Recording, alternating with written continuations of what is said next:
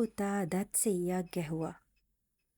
ඊට පස්සේ අහස දිහා බලාගෙන මොනවදෝ කිව්වා.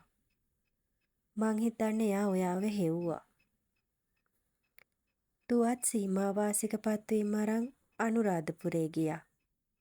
කාලයක් යනකම් එයා ඔයාගේ පින්තූරේ බදාගෙන ඇඬුවා. සමහර යාළුවෝ පුළුවන් තරමට හෙව්වා. කන්තෝරුව අය නම් දැක්කත් අහක බැලුවා. හන්දිවල අගුපිල් ගානේ හොඳටම දන්න අය නොදන්න කතන්දර මැව්වා. වසක් විසක් වාගේ අහකට විසිවෙද්දි පවුලම මං ගහක් ගලක් වාගේ තනි හිතින් ගින්දර හිලුවා.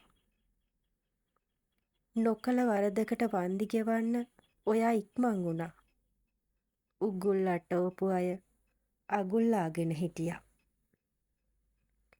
මොනවා වුණත් මම සේරම වැඩ අතරේ දිනේ නොවරද වාම එක පිම්මේ උසාවි දිව්වා. ඔයා දන්නවද?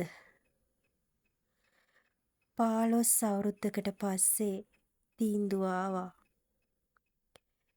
නිදොස් කොට නිදහස්. නඩුකාර හාමුදුරුවෝ ලී මිටියෙන් මේසයට ගැහුවා.